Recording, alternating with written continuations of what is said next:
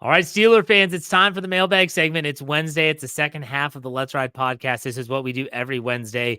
Again, Tuesday morning is when I put out the tweet. It was a little bit late this week. My apologies, but still, let's get this show on the road. We're talking all about the Pittsburgh Steelers. Jeff Coons, our buddy up north, says, Jeff, greetings from Not Matt, Canada. Injuries are inevitable on any NFL team.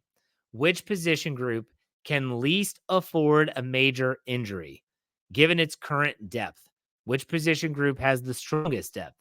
Punter is a perfectly fine answer. So I would say that the position group that can least afford a major injury, in my opinion, I'm torn between two, one on offense, one on defense. On offense, I'm going to go wide receiver. If something were to happen to George Pickens, that would decimate that room. On defense, I'm actually leaning towards the defensive line because Cam Hayward, he's getting up there in age. Larry Ogunjobi, very up and down, mediocre season last year. Keanu Benton looks like a stud, but what do they have after him? DeMarvin Leal, Isaiah Loudermilk, Montravius Adams. I'm gonna have to go there. I could also throw in cornerback. That's another one. That is, if Joey Porter Jr. goes down, yikes. Yeah, that's all I'm gonna say. Now the strongest depth, I will say tight end is probably the strongest on offense. On defense at this stage, especially if Cole Holcomb can come back, I really like the inside linebacker depth with him, Peyton Wilson. You could even throw in Mark Robinson with the Landon Roberts and Patrick Queen. It's a pretty good room. Let's go to Believers. He said, Ride or Die Crew poll of the week. What is the minimum you want from this team this year? Here are the options. Above 500, make the playoffs, win a playoff game, or Super Bowl or bust. My vote was for win a playoff game. And that was the majority of people that voted. The second vote getter was Super Bowl or bust. The third vote getter was to make the playoffs. And then lastly, above 500 was the lowest percentage. 5% said that. So that's interesting. He also added, he got my 2026 draft gear yesterday, and it's his Ride or Die Crew t-shirt. That's awesome. I still laugh to myself, when I had the store that we use, which if you want to know how to find some of our Steel Curtain Network gear, go to my Twitter account and look at the pinned post. It is for the Ride or Die Crew t-shirts, but it's also our store. So you can get the SCN logo, both logos, one that says SCN, that's the one Dave Schofield loves.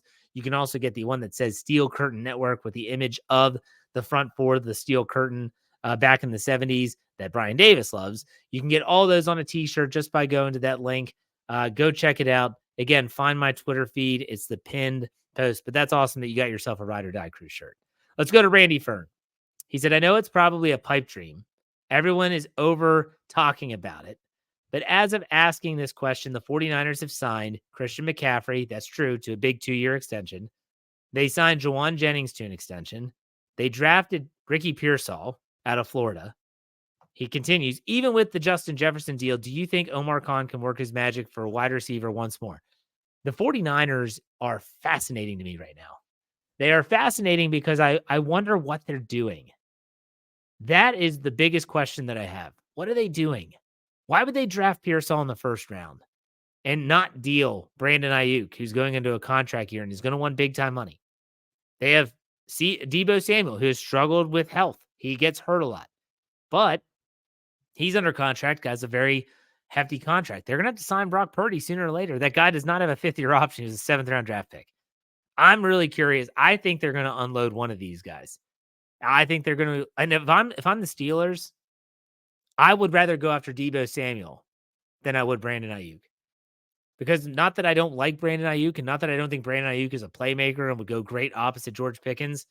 Deebo Samuel, you could basically trade, pick up his contract, maybe redo a little bit of it, but I don't think he would be asking for the moon like Brandon Ayuk would.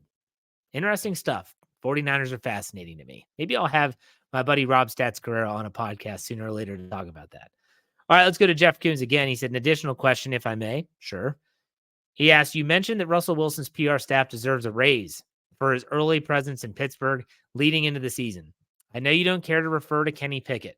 If you were a PR person, what advice would you give him at this stage? I'm assuming that you're talking about what advice would I give Kenny Pickett in Philadelphia. I would tell Kenny Pickett, The less visible you are, the better. Tell your wife, don't post a bunch of pictures. Don't go on stage with Luke Combs shotgunning beers. Just do your work, man. Like we ruined a starting opportunity in Pittsburgh. And as an agent or a PR person, I would not say that we ruined it, but still, we don't have a starting opportunity in Philadelphia. We are behind Jalen Hurts. We are the backup quarterback now. So if we're the backup quarterback, we need to act like the backup quarterback and not act like we're a starting quarterback. So you can live your life and you can go where you want to go, but just stay off social media. Just literally put a lid on it. No photos of you out working out. Let the reporters report what's happening at OTAs and mandatory minicamp. Otherwise, nothing. That's what I would tell Kenny Pickett if I was doing his PR. As for Russell Wilson, they clearly have told him, man, get out there, be part of the fabric of society. Get your face out there. We want everyone to know that you're the quarterback, not Justin Fields. It's you. You're the quarterback of the Pittsburgh Steelers, and you're going to act like you're the quarterback of the Pittsburgh Steelers by being a part of the city of Pittsburgh. That's exactly what they've said.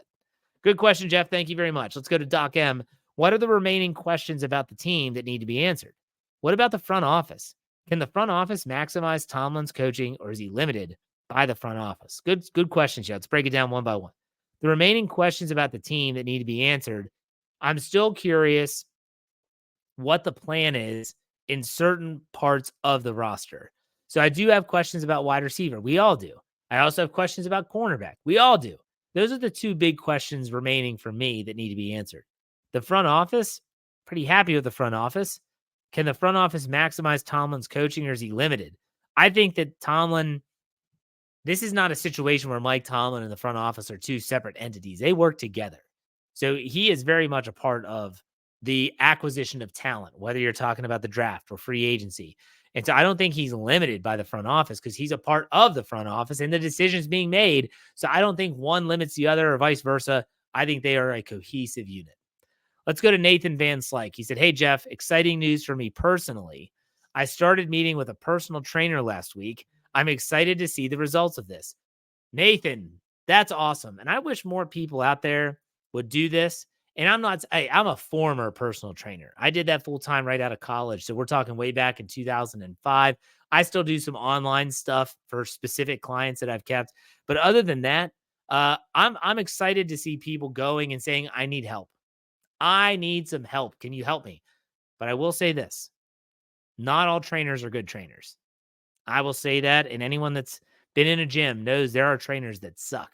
So you got to find the right one. And if you ever have any questions, hit me up on Twitter. I'd be more than happy to talk with you about it. But ultimately, good for you.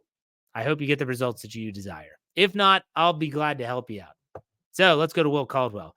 Hey, Jeff, pick one player on offense and one on defense that you want to see have a breakout season, and one on each side of the ball to have a comeback season, special teams included. All right. One player to have a breakout season. So this is actually the topic of discussion on the Scobro show, which was last night. Make sure you go check that out on our audio feed. But one player on offense to have a breakout season, I think it's Pat Freiermuth. That's what I'm going to go with. He should be a focal point. More of Alan Saunders on Monday on the Monday Morning Conversation said he thinks Pat Freiermuth is going to be second on the team in terms of targets. That tells me something. So on defense, breakout, I'm going to go with Keanu Benton. Again, he's going to have the opportunities to do so. Although, technically, Joey Porter Jr., let's say he gets 4 interceptions, that could be considered a breakout season too. And then one on each side of the ball to have a comeback season. I would say Cam Hayward on defense after his injury plague last season. If he comes out and plays well and looks like he's still, as he put it, a top 5 player at his position, that's a comeback season for sure. On offense, a comeback player, this is a tough one for me because there's been so much turnover. I'll say Russell Wilson, not because of what he did last year for the Steelers, but what he did last year with the Broncos. There's a lot of people saying he doesn't have it anymore. We'll see if he can. Let's go to Brandon Diaz. He has several questions. He says, first, with wide receiver contracts going through the roof, what's GP going to get if he continues to improve each year? He's going to get top dollar. I don't know if he'll get Justin Jefferson, A.J. Brown money. He absolutely could get Jalen Waddle, Amon-Ra St. Brown money. I think that's where we're looking right now. But again, if he continues to do well and continues to accelerate his career, maybe it goes up. Next question. If you could bring back one player from the Killer Bees era, who would it be? Antonio Brown, in his prime, before he went full on lunatic mode, was one of the best receivers, one of the best football players I ever saw play. I can't say I was alive for the 70s team, so I can't say that. But when he was good, he was unbelievable. Give me Antonio Brown opposite George Pickens. That would be pretty special. Next, when will we retire Ben's number? I don't think for a long time. They'll unofficially retire it, but it'll be a long time. He's going to have to get into the Hall of Fame. It's going to be years down the road. Probably the next Rooney, whoever's taken over after Art Rooney II, will have to be the one to do it. Next, why don't you attend games? Would you go with the opportunity? I've had the opportunity to go. And to be honest with you, I don't live close to Pittsburgh. I know Dave goes up a bunch and he lives near me. But for me, it's more about I don't know if I really desire to go anymore. I've been there and I've done that, and I'd love for my kids to experience it. Folks, I have 5 children. So I know my youngest is 5. She'll be 6 this month. But what am I going to do? Like, tell 2 kids that love the Steelers that they can't go because I got to take the other ones? They're just, that's a headache. And so not only that, going there and being there with them would be awesome. But at the same time, you don't want to be around some of the craziness that happens in NFL stadiums.